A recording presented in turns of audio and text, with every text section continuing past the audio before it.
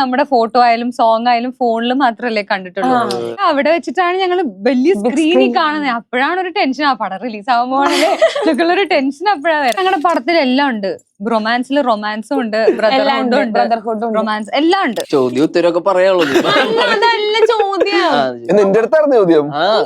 ഞാൻ എന്നെ നോക്കിച്ചേക്കൂടെ എന്റെ അടുത്താണ്. അപ്പൊ ഞാനെപ്പോ സ്പോട്ട് എനിക്ക് ഇന്നലെ എനിക്ക് ഒരു ഭയങ്കര ഇഷ്ടപ്പെട്ട പരിപാടി എന്ന് വെച്ചാല് വർക്ക് നിർത്തിയിട്ട് നിങ്ങള് ചെയ്തു തുടങ്ങിയെന്ന് പറഞ്ഞില്ലേ, ആ ഒരു നാണവും പരിപാടിയൊക്കെ മാറ്റാൻ. അപ്പൊ സ്വന്തം ഒരു സ്റ്റെപ്പ് എടുക്കുക, അത് ചെയ്യാന്ന് എക്സിക്യൂട്ട് ചെയ്യാൻ ചെറിയ പരിപാടിയല്ല. അപ്പൊ ആദ്യം എനിക്ക് ഇൻസ്റ്റാഗ്രാമിലാണ് പുള്ളിക്കാരി മെസ്സേജ് അയച്ചത്. അപ്പൊ ഞാൻ വിചാരിച്ചു മറ്റേ പ്രാങ്ക് വല്ല പരിപാടി അവര് വെറുതെ ഫ്രം രാജ്കമൽ ഫിലിംസ് ഇന്റർനാഷണൽ എന്നൊക്കെ പറഞ്ഞിട്ടാണ് മെസ്സേജ് അയക്കുന്നത്. ഒരു സബ്ജക്ട് കേൾക്കുമ്പോൾ നമ്മുടെ ഒരു ഐഡിയ ഉണ്ടാവുമല്ലോ, ഒരു ഇൻസ്റ്റന്റ് ഐഡിയ. എങ്ങനെ ഒരു ഓഡിയൻസ് എന്നുള്ള പോയിന്റ് ഓഫ് വ്യൂ ചിന്തിക്കുമ്പോ ഈ സിനിമ ഇഷ്ടപ്പെടുവോ അല്ലെങ്കിൽ ഓഡിയൻസിന് ഇഷ്ടപ്പെടുവോ എന്നുള്ള നമ്മുടെ ഒരു ജഡ്ജ്മെന്റ് ഉണ്ടാവുമല്ലോ. So hello viewers, this is me Faustina here. അപ്പൊ ഇന്ന് എന്റെ കൂടെ ജോയിൻ ചെയ്തിട്ടുള്ളത് കുറച്ചധികം നാളുകളായിട്ട് കുറച്ചധികം ആളുകളുടെ ക്രഷ് ആയിട്ടുള്ള കുറച്ച് പേരാണ്. നമ്മുടെ എല്ലാവരുടെയും തങ്കക്കുടങ്ങളായിട്ടുള്ള നമ്മുടെ സ്വന്തം സംഗീതേട്ടൻ, മഹിമ ചേച്ചി, അർജുൻ ചേട്ടൻ, ശ്യാം ചേട്ടൻ, മാത്യു. അപ്പൊ എല്ലാവർക്കും 5 പേർക്കും വെൽക്കം ടു ദ ഷോ. നമ്മുടെ ട്രെയിലർ ലോഞ്ച് ചെയ്തു. അപ്പൊ കണ്ടപ്പോ ഞാൻ ഭയങ്കര അടിപൊളി. അതായത് ഇപ്പൊ യൂട്യൂബ് നോക്കിയാൽ നിങ്ങൾ ട്രെൻഡിങ്, ഫേസ്ബുക്ക് നോക്കിയാൽ നിങ്ങൾ ട്രെൻഡിങ്, ഫുൾ നിങ്ങളുടെ വീഡിയോസ് ആണ്. കണ്ണിട്ടാതിരിക്കട്ടെ. അപ്പൊ എങ്ങനെയുണ്ടായിരുന്നു റൊമാൻസിന്റെ ട്രെയിലർ ലോഞ്ച്? അടിപൊളിയായിരുന്നു. ഭയങ്കര കുറെ ആൾക്കാരും ഭയങ്കര സ്നേഹമായ ഒരു ഫീൽ എങ്ങനെയുണ്ടായിരുന്നു? അടിപൊളിയായിരുന്നു. നമ്മളുടെ ഒരു ഒരു പോസ്റ്റ് ഇട്ടുണ്ടായിരുന്നു. ആ സ്റ്റേജിൽ നിന്ന് മുകളിലേക്ക് നോക്കാൻ നല്ല വൈബാണ്. കറക്റ്റ് ആയിരുന്നു. ആളുകൾ ഇങ്ങനെ ചുറ്റിലും നമ്മളെ നോക്കിക്കൊണ്ട് നമ്മുടെ പടം കണ്ടന്റ് ഒക്കെ കാണാൻ വേണ്ടിട്ട് ഇങ്ങനെ ഇരിക്കുക. അതിന്റെ റെസ്പോൺസ് ലൈവായിട്ട് കാണുക. ട്രെയിലർ സാധാരണ എല്ലാവരും വീട്ടിലായിരിക്കും. പിന്നെ ഞങ്ങള് തന്നെ ഫോണിലും ഇതിലും മാത്രം നമ്മുടെ ഫോട്ടോ ആയാലും സോങ് ആയാലും ഫോണിൽ മാത്രമല്ലേ കണ്ടിട്ടുള്ളൂ.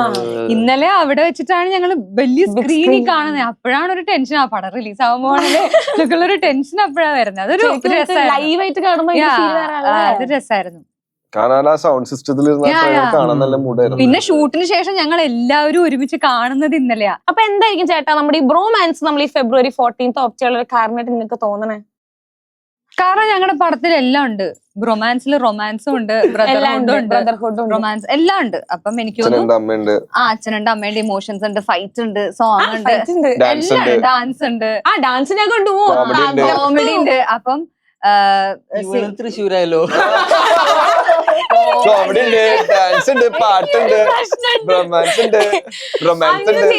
ഇന്റർവ്യൂ തുടങ്ങി കഴിഞ്ഞപ്പോഴേ സ്ലാങ് മൊത്തത്തിൽ ഒരു പ്രശ്നമുണ്ട്. കൂടെ ഇരിക്കുന്ന ആളുടെ സ്ലാങ് പെട്ടെന്ന് ഞാൻ ക്യാച്ച് ചെയ്യും. എന്തായിരുന്നു പറഞ്ഞേ? റിലേഷൻഷിപ്പിലുള്ള ആൾക്കാർക്ക് അവരുടെ ഗേൾഫ്രണ്ട്സിനെയോ ബോയ് ഫ്രണ്ട്സിനെയൊക്കെ കൂട്ടിക്കൊണ്ടു പോവാ. കുറെ ആൾക്കാരുടെ ക്രഷാണ് നിങ്ങളെല്ലാരും അല്ലെ? ഇപ്പൊ ചേട്ടന്റെ കല്യാണം, നിങ്ങളുടെ കല്യാണം കഴിഞ്ഞെങ്കിലും കുറെ ഗേൾസ് ക്രഷ് ഉള്ളതുണ്ട്. നിങ്ങൾ രണ്ടുപേരുള്ളൂ കല്യാണം കഴിയാത്ത. പക്ഷെ ഇവർക്ക് എല്ലാവർക്കും ക്രഷ് ഗേൾസ് കുറെ പേരുണ്ട്. കമന്റ് ബോക്സ് നോക്കിക്കഴിഞ്ഞാൽ നിങ്ങളുടെ കല്യാണം കഴിഞ്ഞാൽ ദുഃഖിക്കുന്ന കുറെ അധികം സ്ത്രീ ജനങ്ങൾ നമ്മുടെ നാട്ടിലുണ്ടെന്ന് മനസ്സിലാവും. കമന്റ് വായിച്ചിട്ടുണ്ടെങ്കിൽ ഞാൻ വായിച്ചിട്ട് ഞാൻ എല്ലാം വായിക്കാറുണ്ടല്ലോ. അപ്പൊ കണ്ടില്ലേ, ഇതുവരെ കണ്ടല്ലോ കല്യാണം കഴിച്ചാൽ ഇത്ര ദുഃഖം. അപ്പൊ ഞാൻ ചോദിക്കട്ടെ, ശരിക്കും ഈ February 14 എന്ന് പറയുമ്പോൾ റൊമാൻസ് നമുക്ക് ഭയങ്കര ഇമ്പോർട്ടന്റ് ആണ്. പക്ഷെ അതുപോലെ തന്നെ ചേട്ടൻ പറഞ്ഞ പോലെ റൊമാൻസ് നമുക്ക് ഭയങ്കര ഇമ്പോർട്ടന്റ് ആണ് അല്ലെ? അപ്പൊ നിങ്ങൾക്ക് വാലന്റൈൻസ് ഡേ മെമ്മറീസോ അല്ലെങ്കിൽ ചേട്ടൻ ചേച്ചീനെ കുറെ വർഷം മുമ്പ് വാലന്റൈൻസ് ഡേക്ക് പ്രപ്പോസ് ചെയ്തതോ? വാലന്റൈൻസ് ഡേ മെമ്മറി എന്നൊക്കെ പറഞ്ഞ മറ്റേത് തന്നെ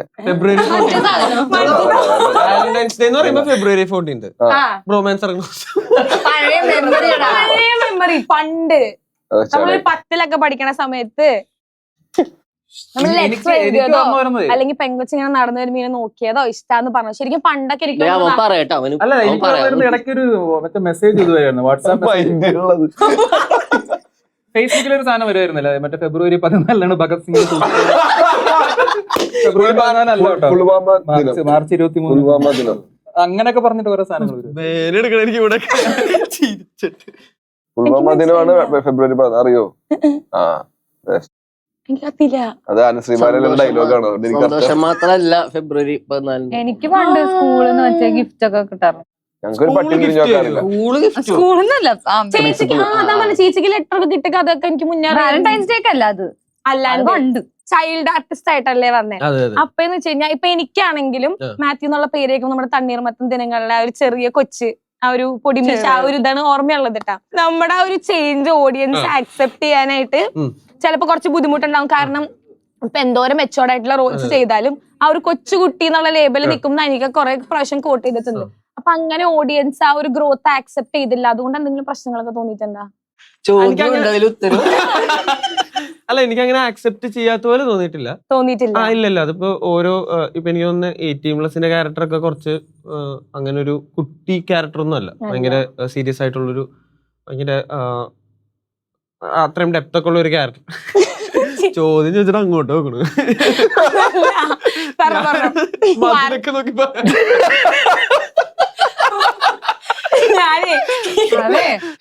ഇത്രയും പേര് ഇൻട്രോ നടക്കുള്ളൂ. അപ്പൊ അങ്ങനെ അക്സെപ്റ്റ് ചെയ്യാത്ത പോലെ തോന്നിയിട്ടില്ല. ഇപ്പൊ എല്ലാവർക്കും വർക്ക് ആവണമെന്നില്ല. ചിലവർക്കത് ചിലവരത് അക്സെപ്റ്റ് ചെയ്യാൻ പറ്റില്ല. പക്ഷെ അക്സെപ്റ്റ് ചെയ്യാത്തവർക്ക് വേറെ ഒരു ക്യാരക്ടർ വരുമ്പോൾ അത് ഓക്കെ ആയിരിക്കാം. അപ്പൊ അത് അങ്ങനെ ഒരു പ്രശ്നം തോന്നിയിട്ടില്ല. അപ്പൊ ചേട്ടൻ എനിക്ക് തോന്നുന്നു ഒരു സ്പോട്ട് എഡിറ്റർ ആയിട്ട് വന്നിട്ടാണ് ആക്ടർ ആയിട്ട് ഇപ്പൊ ചെയ്യണത്. അപ്പൊ ശരിക്കും ചേട്ടൻ ഒരു ആക്ടറായിട്ട് അഭിനയിക്കുന്ന സമയത്ത് 2 പെർസ്പെക്ടീവ് ചിന്തിക്കൂലേ? ഒന്നൊരു ആക്ടറിന്റെ പെർസ്പെക്ടീവിലും ചിന്തിക്കും, ഒന്നൊന്ന് സ്പോട്ട് എഡിറ്ററിന്റെ പെർസ്പെക്ടീവിലും ചോദ്യം ഉത്തരവൊക്കെ പറയാനുള്ളത്. അതല്ല ചോദ്യം. എന്റെ അടുത്തായിരുന്നു ചോദ്യം. ഞാൻ എന്നെ നോക്കിച്ചേക്കൂടെ എന്റെ അടുത്താണ്. അപ്പൊ ഞാനെപ്പോ സ്പോട്ട് എഡിറ്ററിന്റെ റോൾ ചെയ്ത. അല്ല, അപ്പൊ ഈ ഒരു സിനിമയില് ഇപ്പം ചേട്ടൻ ഇപ്പം അല്ല അങ്ങനെ ഇപ്പൊ ഫൈനൽ ഒരു ഔട്ട് കാണുന്ന സമയത്ത് ചേട്ടന് ചേട്ടൻ്റെതായ എന്തെങ്കിലും പെർസ്പെക്ടീവ് സജഷൻസ് അങ്ങനെ എന്തെങ്കിലും കൊടുത്തിട്ടുണ്ടോ? ഉറപ്പായിട്ട് തോന്നിയിരുന്നു. 2 പെർസ്പെക്ടീവ് ആയിരിക്കുമല്ലോ ഇപ്പൊ എഡിറ്റ് ചെയ്യണ. ഞാൻ ആക്ച്വലി അങ്ങനെ പൊതുവെ കാണാറില്ല. പക്ഷെ ഈ സിനിമയിൽ ഇപ്പൊ അരുൺ ചേട്ടനും ചമനൊക്കെ എന്റെ ഫ്രണ്ടാ. നമ്മുടെ ഫ്രണ്ട്സിന്റെ പടങ്ങള് അല്ലാണ്ടാണെങ്കിലും പോയി കാണാറുണ്ട്. അതുപോലെ പോയി കണ്ടു. അപ്പൊ ടോട്ടലി പെർഫോമൻസേ നോക്കാണ്ട് സിനിമയായിട്ട് കണ്ടു. തോന്നിയ സജഷൻസ് ഒക്കെ പറഞ്ഞു. ചേട്ടൻ ഇപ്പൊ പറഞ്ഞില്ലേ ചേട്ടൻ കൂടുതലുള്ള ആൾക്കാരുടെ പെർഫോമൻസ് നോക്കാൻ എൻജോയ് ചെയ്യാൻ ഇഷ്ടമുള്ളതാണ്. ഈ കൂട്ടത്തിൽ ഏറ്റവും കൂടുതൽ ഇഷ്ടപ്പെട്ട പെർഫോമൻസ് ആരുടെയാ? അല്ലെങ്കിൽ ഭയങ്കര ഒരു കൊള്ളാം അങ്ങനെ തോന്നിയൊരു പെർഫോമൻസ്? അങ്ങനെയല്ല, നമുക്ക് അങ്ങനെയൊന്നും ഇല്ല. ചേട്ടൻ പറഞ്ഞോ. ഇല്ല, എനിക്ക് ആക്ച്വലി ഈ പടത്തിൽ വെച്ച് പറയുമ്പോ എല്ലാവരും അവരവരുടെ ക്യാരക്ടേഴ്സ് ഭയങ്കര എൻജോയ് ചെയ്യാനുള്ളതുണ്ട്. ഇപ്പൊ ചില പടങ്ങളിൽ നമ്മൾ കാണാറുണ്ട് ചിലര് വർക്കാവാണ്ട് പോകുന്നു. പക്ഷെ ഇതിനകത്ത് എല്ലാവർക്കും ഓരോരോ പരിപാടികളുണ്ട്. അപ്പൊ അത് എൻജോയ് ചെയ്യാനുള്ളതുണ്ട്. അപ്പൊ എല്ലാവരുടെയും പരിപാടികൾ ഭയങ്കര ഇഷ്ടം. അപ്പൊ അർജുൻ ചേട്ടാ സുഖല്ലേ? ഹാപ്പി ആയിട്ടിരിക്കണോ? ചോദ്യം. അപ്പൊ ചേട്ടന് എനിക്ക് ഏറ്റവും തോന്നിയിട്ടുള്ള ഒരു ക്വാളിറ്റി എന്ന് പറയുന്നത് ചേട്ടന്റെ ചിരിയാണ്. അല്ല, നമ്മുടെ മൂവീസില് ഈ ക്യാരക്ടർ ഇന്നാള് ചെയ്താൽ കുറച്ചുകൂടെ നല്ലതായിരിക്കും എന്നുള്ളത്. പക്ഷെ അങ്ങനത്തെ റീപ്ലേസ്മെന്റ് എനിക്ക് തോന്നാത്ത ഒരാളാണ് അർജുൻ ചേട്ടൻ. എനിക്ക് സീരിയസ്ലി തോന്നിയിട്ടില്ല. കാരണം ചേട്ടൻ ചെയ്യണതിന്റെ അപ്പുറത്തേക്ക് ആ ഒരു ക്യാരക്ടറിനൊന്നും കൊടുക്കാനില്ല എന്ന് എനിക്ക് ഫീൽ ചെയ്തിട്ടുണ്ട്. അങ്ങനെ ചേട്ടൻ്റെ അടുത്ത് ആരെങ്കിലും പറഞ്ഞിട്ടുണ്ടോ? ജെനുവിനായിട്ട് നമ്മുടെ സ്വന്തം പുണ്യാളിനെ ഇറങ്ങിയതിൽ ചേട്ടൻ്റെ എൻട്രി ഉണ്ടല്ലോ, അതിനകത്തുള്ള ചിരി ഒരു രക്ഷയില്ല. നമുക്കൊന്നും ചെയ്യാൻ പറ്റുമോ?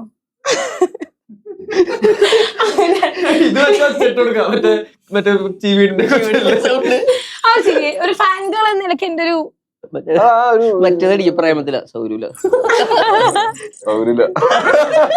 ഇല്ല, അത് ശരിക്കും എന്താ പറയാ, നമ്മൾ ആ ഒരു പരിപാടിയില് എല്ലാം നിൽക്കുമ്പോ ചെയ്യും.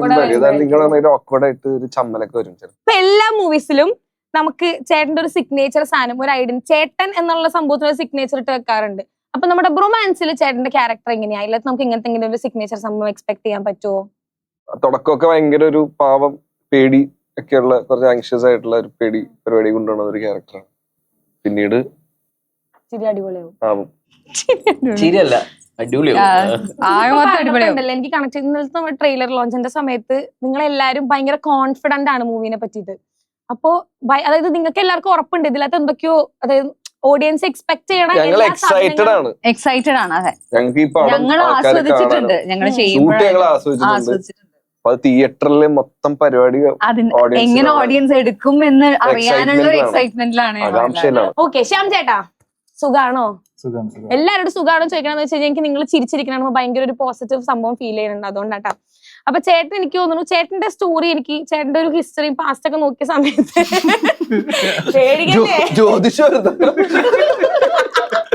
അല്ല, എനിക്ക് ഭയങ്കര ഇൻസ്പയറിംഗ് ആയിട്ട് തോന്നി. കാരണം ചേട്ടൻ പണ്ട് ഈ ഒരു ഇന്റർവ്യൂ ഒരു കോർഡിനേറ്റർ ഒരു ഭാഗമായി നിന്നിട്ട് പെട്ടെന്ന് അതിൽ നിന്ന് കുറെ വർക്ക് ചെയ്ത് ഹാർഡ് വർക്ക് ഞാൻ കുറെ ക്രൗൺ പ്ലാസിൽ തന്നെ ഒരുപാട് ഷൂട്ട് ചെയ്ത അതറിഞ്ഞൂടായിരുന്നല്ലോ? ഒരുപാട് ഇതുപോലെ എനിക്കറിയാം. ഞാൻ പ്രൊമോഷൻ സീതയുടെ കൂടെ ആയിരുന്നു.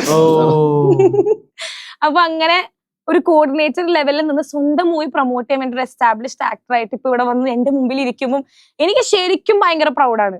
കാരണം അത് ആ ജേർണി ഇസ് നോട്ട് ഈസി. കുറെ ഹാർഡ് വർക്ക് ചെയ്തിട്ടുണ്ടാവും, കുറെ സ്ട്രഗിൾ ചെയ്തിട്ടുണ്ടാവും. അപ്പൊ ആ ഒരു ജേർണി എങ്ങനെയുണ്ടായിരുന്നു ചേട്ടാ? നല്ല ജേണി. നല്ല രസമുണ്ടായിരുന്നു. അത് നമ്മളാ ജേണിയിൽ കൂടെ ഈ ജേണി എന്നൊക്കെ പറയുന്നത് നമുക്ക് ഓരോ വർഷം കഴിഞ്ഞാൽ നമ്മൾക്കൊരു ഒരു ലെവലിൽ എത്തുമ്പോൾ നമുക്ക് തിരിഞ്ഞു നോക്കി പറയാമെന്നല്ലാണ്ട് ആ സമയത്ത് ഭയങ്കര ബുദ്ധിമുട്ടുള്ള കാര്യമാണ്. സ്ട്രഗിൾ ചെയ്യുന്ന സമയത്ത് ഇതൊക്കെ നമുക്ക് ഇതൊക്കെ നാളെ നമുക്കൊരു എനിക്ക് ഇന്നലെ എനിക്ക് ഒരു ഭയങ്കര ഇഷ്ടപ്പെട്ട പരിപാടി എന്ന് വെച്ചാല് വർക്ക് നിർത്തിയിട്ട് നിങ്ങള് ചെയ്തു തുടങ്ങിയെന്ന് പറഞ്ഞില്ലേ, ആ ഒരു നാണവും പരിപാടിയൊക്കെ മാറ്റാൻ. അപ്പൊ സ്വന്തം ഒരു സ്റ്റെപ്പ് എടുക്കുക, അത് ചെയ്യാന്ന് എക്സിക്യൂട്ട് ചെയ്യാന്ന് പറഞ്ഞ ചെറിയ പരിപാടിയല്ല. എനിക്കൊക്കെ ഭയങ്കര ബുദ്ധിമുട്ടായിരുന്നു. എനിക്കിത് എവിടെ തുടങ്ങണം എന്താണെന്ന് അറിയില്ലായിരുന്നു. പക്ഷെ അതിന് ഇനീഷ്യേറ്റീവ് എടുത്ത് എനിക്ക് അറ്റ്ലീസ്റ്റ് അച്ഛന്റെ പേരും പറഞ്ഞ ഒരു ഡോറെങ്കിലും ഓപ്പൺ ആക്കി തരും ആൾക്കാർ പോയി സംസാരിക്കാനും. ആ സ്റ്റെപ്പ് എനിക്ക് ഈസിയാ. പക്ഷെ മൂപ്പര് അത് ഓവർകം ചെയ്ത് അത് കേട്ടപ്പോ എനിക്ക് ഭയങ്കര സന്തോഷം. റോസിന്റെ പടപ്പുള്ള ഫിലിമായിരുന്നു ആദ്യം ചെയ്തത്, ആദ്യമായിട്ട് അഭിനയിച്ചത്. നമ്മൾ ഭയങ്കര എക്സ്പെക്ടേഷൻ ഉള്ള സിനിമയായിരുന്നു. പക്ഷെ അത്രയ്ക്ക് അത് നമ്മൾ ഉദ്ദേശിച്ച രീതിയിൽ പോയില്ല. അപ്പൊ ആ സമയത്ത് ഭയങ്കരമായിട്ട് നമ്മുടെ ഹാർട്ട് ബ്രോക്കൺ ആയിട്ട് എല്ലാവരും ഇരിക്കുകയായിരുന്നു. അപ്പൊ പ്രേമലുന്റെ റിലീസിന്റെ തലേദിവസം വൈഫ് ഗോപിക ഇങ്ങനെ പറയുന്നുണ്ടായിരുന്നു, നമ്മളിങ്ങനെ പറയുന്നുണ്ടായിരുന്നു, നോക്കാം ഹിറ്റ് ആവുകയാണെങ്കിൽ ഒരു ആവറേജ് ഹിറ്റെങ്കിലും ആവുകയാണെങ്കിൽ നമുക്ക് പറയാനൊരു ഇതായി. ഓക്കെ, ഗിരീഷ് ഏടിയുടെ പടത്തില് ഭാവന സ്റ്റുഡിയോസിന്റെ പ്രൊഡക്ഷനിൽ ഒരു പടത്തിൽ അഭിനയിച്ചിട്ടുണ്ടെന്ന് പറയാം.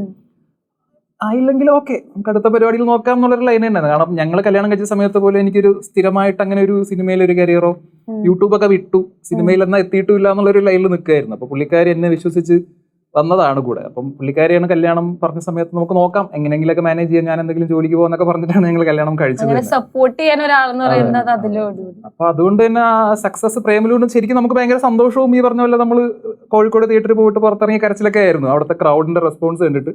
എങ്കിൽ പോലും ഒരിക്കലും നമ്മളത് ഇനിയിപ്പോ ഞാനാണ് എന്നുള്ളൊരു പരിപാടി ഒരിക്കലും ഇനി വരികയില്ല. കാരണം നമുക്കത് അറിയാം. നമ്മൾ പതുക്കെ 9 വർഷത്തോളം എടുത്തു പ്രേമലു എന്നൊരു സിനിമ ഞാൻ ജോലി റിസൈൻ ചെയ്തിട്ട് സംഭവിക്കും.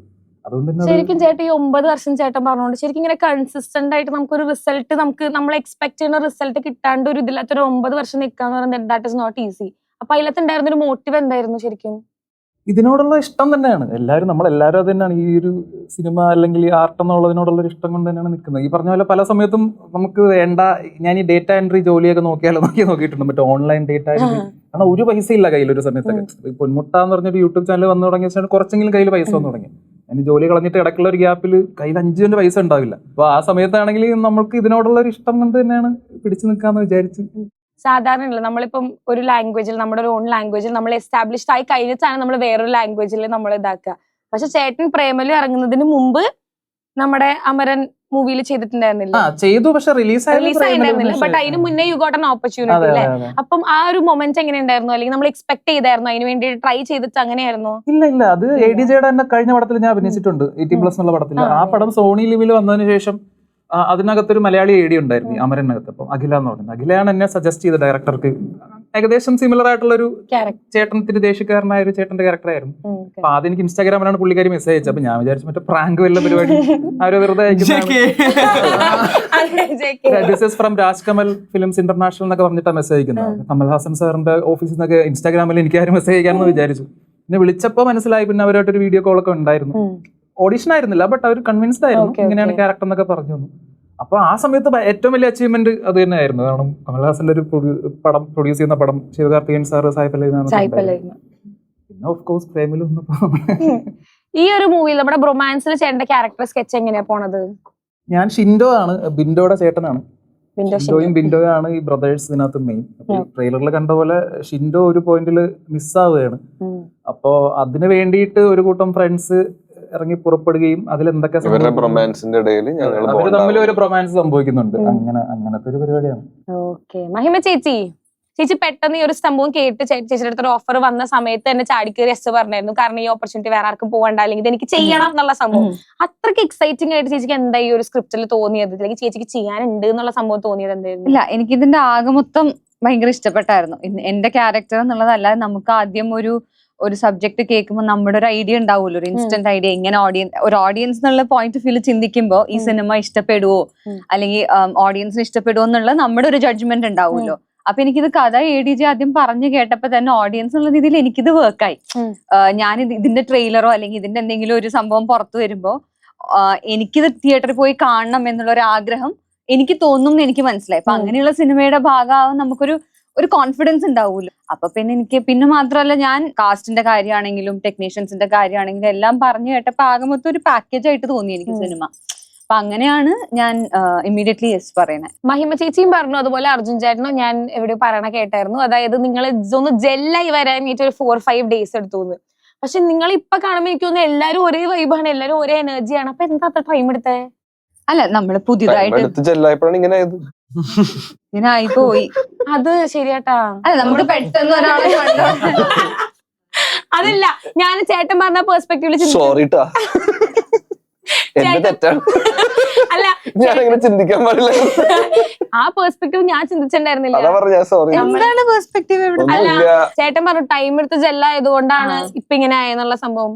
സാധാരണ എല്ലാരും പെട്ടെന്ന് ജെല്ലാവുകയും ചെയ്യും, അത് അതുപോലെ തന്നെ പോയി. അല്ല, നമ്മള് ഷൂട്ട് ചെയ്യുമ്പോ ഇങ്ങനെ അല്ലല്ലോ, നമ്മള് വർക്കാണല്ലോ നമ്മുടെ പ്രയോറിറ്റി. അപ്പൊ നമുക്ക് സീൻ ചിന്തിക്കണം, ഡയലോഗ് ചിന്തിക്കണം. അപ്പൊ നമുക്ക് അവിടെ ഇങ്ങനെ ചില്ല് ചെയ്ത് ഇങ്ങനെ അടിച്ചു പൊളിച്ച് എന്തെങ്കിലും ഒക്കെ പറഞ്ഞിരിക്കാനുള്ള ഒരു സ്പേസ് നമുക്കില്ല. ഞങ്ങൾ എല്ലാവരുടെയും കൂടി ട്രെയിലറിലൊക്കെ ഉള്ള ഒരു ഷോട്ട് ഉണ്ട്. മറ്റേ ഞാൻ വന്ന വീണ ഷോട്ട്, ഒരു കാർ ഓടിക്കൊണ്ടിരിക്കുമ്പോ ഫ്രണ്ടിലോട്ട് വീണ ഷോട്ട്. അപ്പൊ അതിന് എല്ലാരും കൂടി ഞങ്ങൾ ഒരു കോമ്പിനേഷൻ സീക്വൻസ് ഉണ്ടായിരുന്നു. ഞങ്ങള് 4 പേരൊക്കെ ഉണ്ടായിരുന്നു. അപ്പൊ ആ സീൻ ചെയ്തുകൊണ്ടിരിക്കുമ്പോഴേ നമ്മൾക്ക് തന്നെ മനസ്സിലാവേണ്ട എനർജി മാറുന്നതും അങ്ങോട്ടും ഇങ്ങോട്ടും പയ്യെ കളിയ ആ ഒരു കംഫർട്ട് സോൺ, ഐ മീൻ അല്ലെ, ലിമിറ്റ് ഒക്കെ പയ്യെ ബ്രേക്ക് ചെയ്ത് തുടങ്ങുന്ന മനസ്സിലുണ്ട്. അങ്ങനെ പയ്യെ കളിയാക്കലുകളൊക്കെ തുടങ്ങുന്ന ഒരു സമയമുണ്ടല്ലോ. അങ്ങനെ മനസ്സിലായി. അപ്പൊ കംഫർട്ടബിൾ ആയി തുടങ്ങി. ഞങ്ങളുടെ ഗ്യാങ്ങിൽ ഒരാളുണ്ട്, പിന്നെ ഒരാളും കൂടെ ഉണ്ട്, ഷാജോൻ ചേട്ടൻ. ഞങ്ങളെ പോലെ തന്നെ അംബരീഷ് ഉണ്ട്. അപ്പൊ ഞങ്ങള് ഒരു പോയിന്റിന് ശേഷം പിന്നെ ഭയങ്കര രസാ, സീക്വൻസസ് ആയാലും എല്ലാം ഭയങ്കര രസം. ഞങ്ങള് മാത്രമേ ഉള്ളൂ. അപ്പൊ അങ്ങനെ ഈ സ്ഥലങ്ങളിലൊക്കെ ഷൂട്ട് ചെയ്യുന്ന സമയം ഞങ്ങൾ ഷൂട്ട് കഴിഞ്ഞ് വൈകുന്നേരം പുറത്തു പോകും. രാവിലെ ഞങ്ങള് ട്രാവൽ ഷൂട്ട് കഴിയുമ്പോ വൈകുന്നേരം രാവിലെ ഈ ഒരു മൂവി നിങ്ങൾ മാത്രല്ല, ഇതിന്റെ കാസ്റ്റ് ആയിക്കോട്ടെ, ഇതിന്റെ ക്രൂ ആയിക്കോട്ടെ, നമ്മുടെ ഷാജോൻ ചേട്ടനൊക്കെ ഇല്ലേ, അംബരീഷ്, മിഥുൻ, അപ്പൊ നമ്മുടെ ഫുൾ കാസ്റ്റ് ആയിക്കോട്ടെ, ഭരത് ബൊപ്പണ്ണ തന്നെയല്ലേ സാർ? മാളവിക. നമ്മുടെ ഡയറക്ടർ സാർ പിന്നെ പറയേണ്ട ആവശ്യമില്ല. Producer Ashiq Usman sir. നമ്മളും വെയിറ്റിംഗ് ആണ് ഇതൊക്കെ കാണാൻ വേണ്ടിട്ട്. അർജുന്റെ ഡാൻസ് ആണെങ്കിലും നിങ്ങളുടെ പെർഫോമൻസ് ആണെങ്കിലും എല്ലാം കാണാൻ വേണ്ടി ഞാനും ഭയങ്കര എക്സൈറ്റഡ് ആണ്. February 14th ബ്രോമാൻസ് കൊണ്ട് പോട്ടെ. ഓക്കെ, ഹിറ്റ് അങ്ങനെയല്ല, എല്ലാ സിനിമ നമ്മുടെ ചങ്കിന്റെ വളങ്ങളാ രണ്ടും. പെപ്പയുടെ, ദാവീദും, സജിന്റെ പൈങ്കിളിയും. നമുക്ക് എല്ലാ പടവും നന്നായിട്ട് വരട്ടെ. കഴിഞ്ഞ ഫെബ്രുവരി എല്ലാ പടങ്ങളും ഹിറ്റ് അടിക്കട്ടെ. നിങ്ങൾക്ക് ഇനിയും കുറെ ഓപ്പർച്യൂണിറ്റീസ് കിട്ടട്ടെ. നിങ്ങൾക്ക് ഇഷ്ടമുള്ള ഫീൽഡിൽ നിങ്ങൾക്ക് ഇഷ്ടമുള്ള രീതിയിൽ എക്സ്പ്ലോർ ചെയ്യാൻ പറ്റട്ടെ. കുറെ ഹൈറ്റ്സ് കോൺക്വർ ചെയ്യട്ടെ. അപ്പൊ all the very best. Flowers ടിവിയുടെ സ്മാർട്ട് ഷോയിൽ പങ്കെടുക്കാൻ നിങ്ങളെ ക്ഷണിക്കുന്നു. ഉടൻ തന്നെ ഈ നമ്പറിലേക്ക് വിളിക്കുക. 7593829838. ഫ്ലവേഴ്സ് സ്മാർട്ട് ഷോ ഉടൻ വരുന്നു ഫ്ലവേഴ്സ്.